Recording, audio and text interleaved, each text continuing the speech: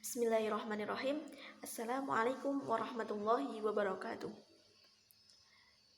Di sini saya akan membahas salah satu masalah fikih kontemporer. Yang saya ambil kasus di sini adalah bagaimana hukumnya chattingan atau video call dengan lawan jenis, di mana sekarang itu sudah banyak sekali karena perkembangan zaman. Apakah itu disamakan dengan ikhtilat dengan lawan jenis atau tidak?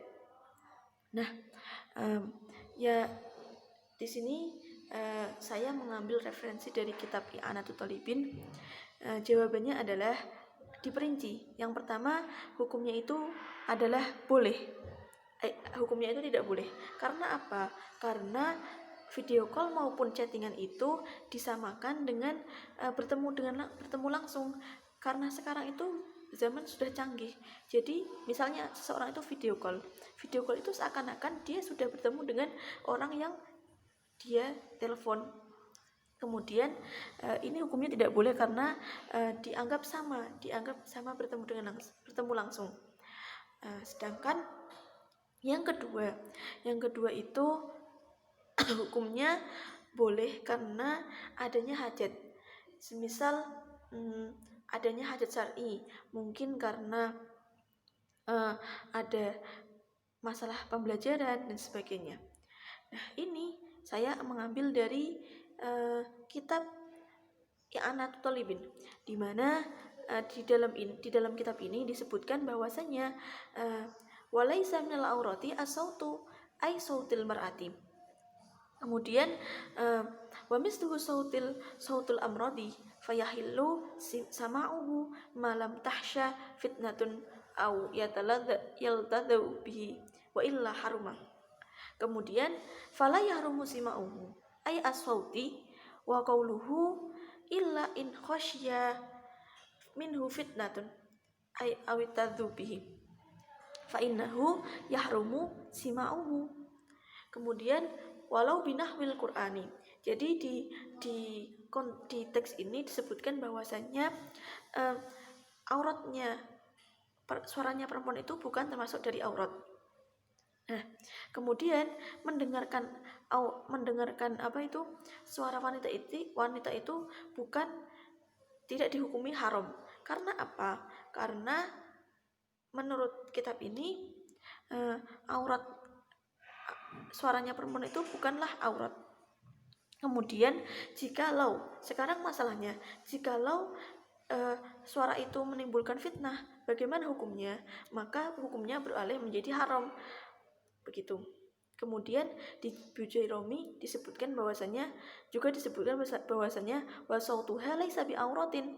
Suaranya mar'ah itu bukan termasuk dari auratnya. Akan tetapi ketika dikhawatirkan fitnah, maka tidak diperbolehkan sekalipun itu membaca Al-Qur'an. Kemudian bagaimana dengan pendapat saya sendiri? Pendapat saya itu setuju dengan apa yang dijelaskan dalam kitab ini. Mengapa demikian? Karena kita lihat semakin pada zaman sekarang ini adalah zaman yang canggih, zaman yang serba mudah karena canggihnya teknologi. Nah, maka dari itu tidak bisa kita hindari chattingan atau video callan dengan lawan jenis. Karena apa? Misalnya saja sekarang, pada zaman sekarang ini, yang mana karena virus corona ini mengharuskan untuk pembelajaran di Indonesia ini harus secara daring atau online.